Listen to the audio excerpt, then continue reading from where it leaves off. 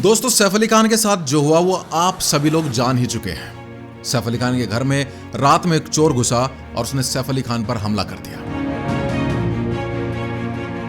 जो मीडिया कुंभ के मेले में इंसान को ढूंढ निकालती है, वो मीडिया अभी तक ये नहीं बता पाया कि हमलावर लड़का किस कमरे की किस खिड़की से कैसे खिड़की तोड़कर भागा, और वो टूटी हुई खिड़की या वो खिड़की जहां खुलती है उसकी एक फोटो तक नहीं निकाल पाया।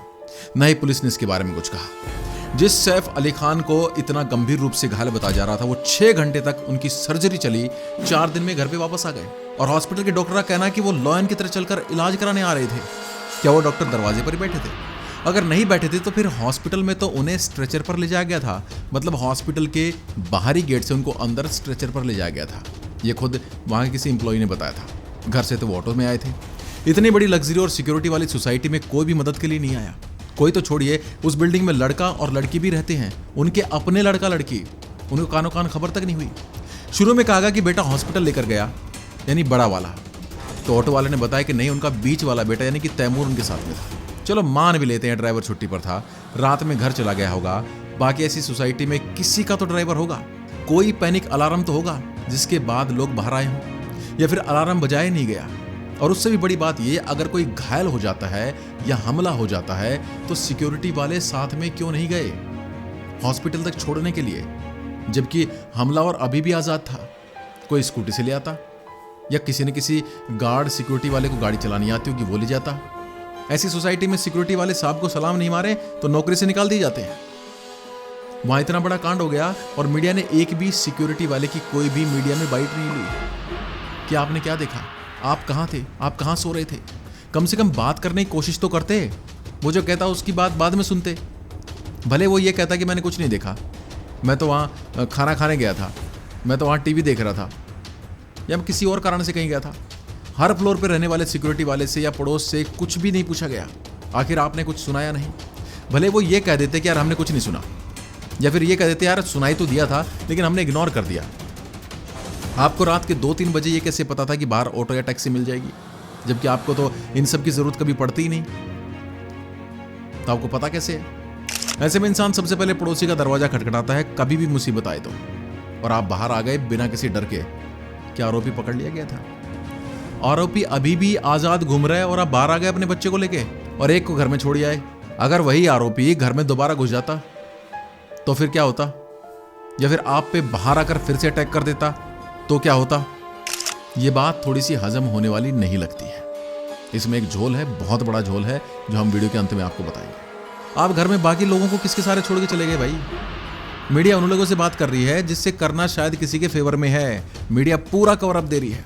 चलो ये भी मान लेते हैं आप अलग किस्म के लोग हैं, आप अलग लेवल पे फिटनेस रखते हैं, जल्दी रिकवर हो गए और ईश्वर आपको लंबी उम्र दे, आप फिट रहें, तंदुरुस्त रखे आपको। पर एक लप्पू से लड़के से आप मात खा गए। चलो कभी कभी ऐसा हो भी जाता है कि धोखे में इंसान मात खा जाता है, पर हाथापाई में एक आध मुक्का तो आपने भी जड़ा ही होगा, उसका कहीं जिक्र ही नहीं है। और हमलावर अगर चोरी करने आया था तो हमला करने के लिए तो आपके पीछे भागा नहीं होगा, वो खुद भागने की फिराक में होगा। चोर तो हमेशा भागने की फिराक में रहता है। कहते हैं चोर के पैर नहीं होते, थोड़ी सी आवाज हो जाए चोर भाग लेता है। अगर चोर ही था तो बड़े बड़े लोगों के घरों में, खासकर जहां लोग मिलने आते हैं, ड्राइंग रूम होता है, वहां लोग घर में, जहां से लोग घर में एंट्री लेते हैं, यहां तक कि किचन में भी कैमरा लगाते हैं। रसोईया खाना बनाता है, वहां कैमरा रखते हैं। अरविंद केजरीवाल के घर में भी कैमरा था जब स्वाति मालिवाल के साथ पिटाई वाला कांड हुआ था। एक दो ऐसे ही केस हुए थे, जयपुर में हुआ था करणी सेना के अध्यक्ष के साथ, जहां कैमरे ने पूरी वारदात को कैद कर लिया था। यहां कैमरा नहीं होना भी ताज्जुब की बात है, और अगर कैमरा है तो फुटेज नहीं होना तो और भी बड़ी बात है। हम ये नहीं कहते कि सैफ अली खान के साथ ऐसा नहीं हुआ, शुक्र है कि वो सही हैं, सलामत हैं और अपने घर भी पहुंच गए हैं।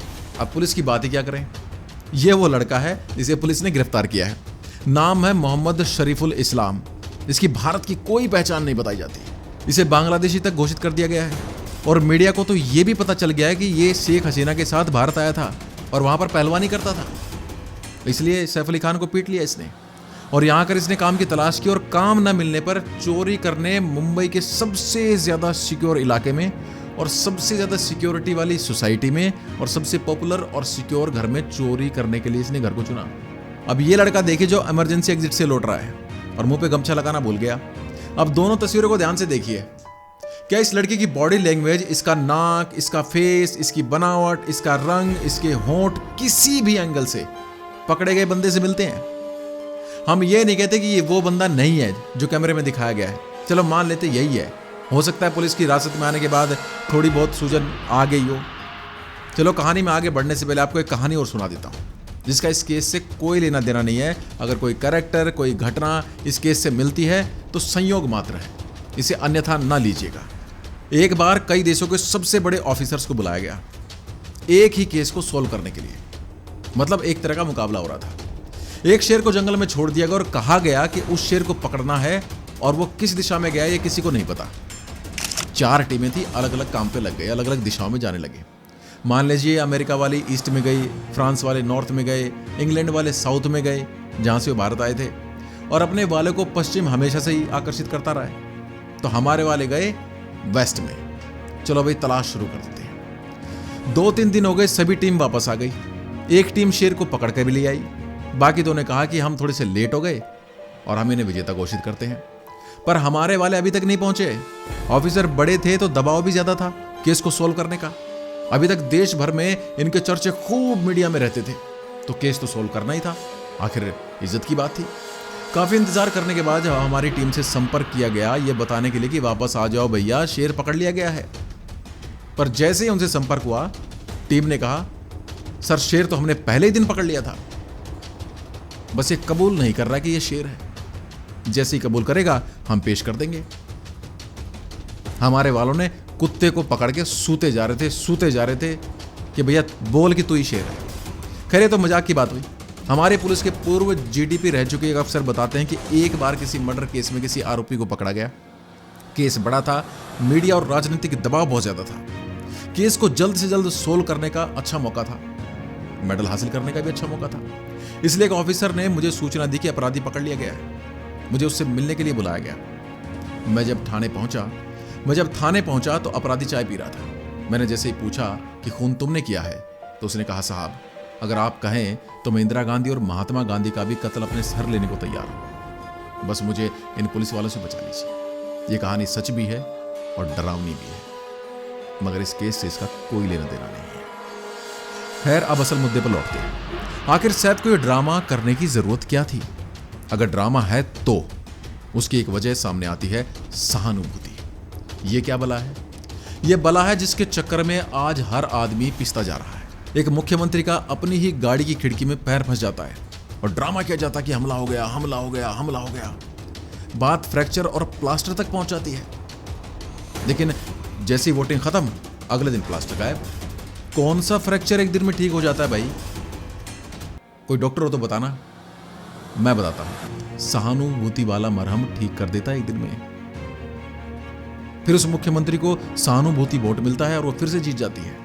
पर इस केस का ममता बनर्जी से कोई लेना देना नहीं है। अब दूसरा उदाहरण, हर इलेक्शन के ठीक पहले एक नेताजी पर बार बार हमले होते हैं। कभी स्याही फेंक दी जाती है, कभी थप्पड़, कभी पानी की बोतल, और साहब को मिल जाती है सहानुभूति। मुझे जेल में डाल देंगे, मुझे मार देंगे, मुझे बचा लो, और ऐसा करके साहब 2 बार मुख्यमंत्री बन चुके हैं। अब देखना है कि इस बार कौन सा हमला करवाते हैं। और हां, इस कहानी का केजरीवाल जी से कोई लेना देना नहीं है। तीसरा डोनाल्ड ट्रंप, कान के पास लगी गोली और साहब बन गए दूसरी बार राष्ट्रपति। पर सैफ का इन सबसे क्या लेना देना? सैफ को ना तो इलेक्शन लड़ना था, ना ही मुख्यमंत्री बनना था। तो चलिए जानते हैं। सैफ अली खान के परिवार से जुड़ी भोपाल की शाही संपत्ति को सरकार अपने कब्जे में ले सकती है। इस संपत्ति की अनुमानित कीमत 15,000 करोड़ रुपए है। मध्य प्रदेश हाईकोर्ट जबलपुर ने हाल ही में इस संपत्ति पर 2015 में लगा स्टे हटा दिया है। इसके बाद इस संपत्ति को शत्रु संपत्ति अधिनियम 1968 के तहत सरकार के कब्जे में लेने का रास्ता साफ हो जाएगा। ये सारी संपत्ति भोपाल रियासत की है। हाईकोर्ट ने सैफ और उनके परिवार को 30 दिन में संपत्ति पर दावा पेश करने का समय दिया था, लेकिन अब वो मियाद पूरी हो चुकी है और समय पर रिप्लाई ना देने का ये कारण हो सकता है।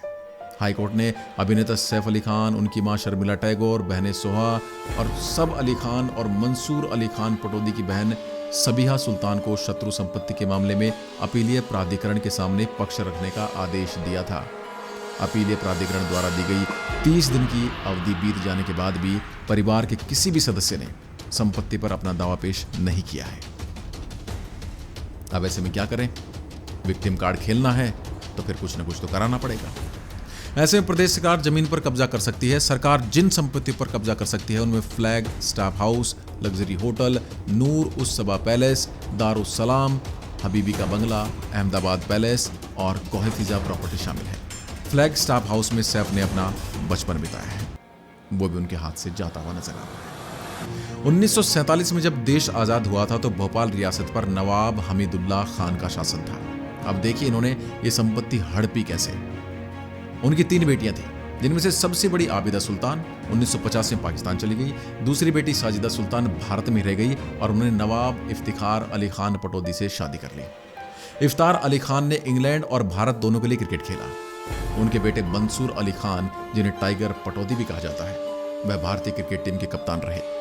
साजिदा के पोते यानी टाइगर पटौदी के बेटे सैफ अली खान को भोपाल में संपत्ति का एक हिस्सा विरासत में मिला। जिस रियासत का मनसबदार, जिस रियासत का मालिक इसे पाकिस्तान में ले जाना चाहता था, वो इस रियासत को छोड़कर भारत से पाकिस्तान चला गया और उसके बाद संपत्ति इनके हिस्से में आ गई। भारत सरकार ने नवाब हमीदुल्लाह खान की छोटी बेटी साजिदा सुल्तान को कानूनी उत्तराधिकारी माना था उस समय के कांग्रेसी कानून के अनुसार। अब राज्य सरकार ने साजिदा सुल्तान को इस संपत्ति को वारिस बनाने से इनकार कर दिया है। किसी को भी वारिस नहीं बनाएंगे। आबिदा सुल्तान का पाकिस्तान जाना सरकार के उस दावे का आधार बन गया जिसमें उसने संपत्ति को शत्रु संपत्ति बताया गया है। 2014 में शत्रु संपत्ति विभाग के कस्टोडियन ने भोपाल में पटौदी परिवार की संपत्ति को शत्रु संपत्ति घोषित कर दिया था। सैफ अली खान ने कस्टोडियन के नोटिस को चुनौती दी थी। साल 2016 में एक अध्यादेश जारी किया गया जिसमें साफ साफ कहा गया है अधिकारियों का इन संपत्तियों पर कोई अधिकार नहीं होगा। शत्रु संपत्ति से तात्पर्य उन चल और अचल दोनों प्रकार की संपत्तियों से है जो ऐसे व्यक्ति द्वारा भारत में छोड़ी जाती है जो बंटवारे के समय शत्रु राष्ट्र के रूप में बताए गए देशों में चले गए थे। 1965 और 1971 में भारत और पाकिस्तान के बीच युद्धों और 1962 में भारत चीन युद्ध के बाद भारत सरकार ने उन लोगों के स्वामित्व वाली संपत्ति को या बिजनेस को खुद कंट्रोल कर लिया था जिन्होंने पाकिस्तान या चीन की राष्ट्रीयता अपना ली थी या फिर उसे अपना वतन चुन लिया था।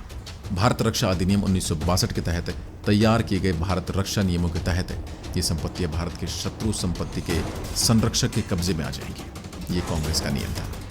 कस्टोडियन को भारत सरकार की ओर से इन संपत्तियों का प्रबंधन करने का काम सौंपा गया था। मतलब उनकी संपत्ति सरकार ने कब्जे में न लेकर एक कस्टोडियन को दे दी थी। संशोधनों ने उत्तराधिकारी के दावों को प्रभावी रूप से निरस्त कर दिया है और यह सुनिश्चित किया है कि ऐसी संपत्ति अनिश्चित काल तक सरकार के नियंत्रण में रहेगी। अब यहां तो अदालत से और वक्त मांगे जाने के लिए या फिर जनता की सहानुभूति के लिए सैफ ने ऐसा किया है। और एक और पहलू बिल्कुल अभी लेटेस्ट सामने आया है कि सैफ अली खान को जेड सिक्योरिटी चाहिए थी और जेड सिक्योरिटी के लिए अपने ऊपर हमला दिखाना जरूरी था।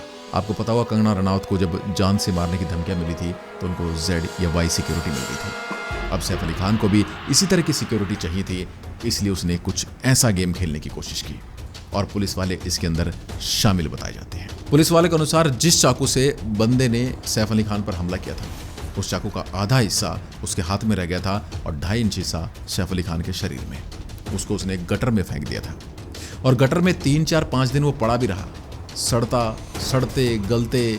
और दिल्ली मुंबई के आप गटर जानते हो कैसे होते हैं।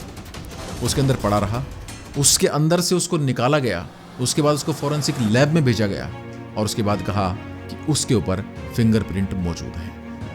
अब ये अपने आप में हैरान करने वाली बात है कि 4-5 दिन गटर में पड़े रहे उस चाकू के ऊपर निशान कैसे हो सकते हैं या फिर फॉरेंसिक टीम को कैसे भी कोई एविडेंस कैसे मिल सकता है।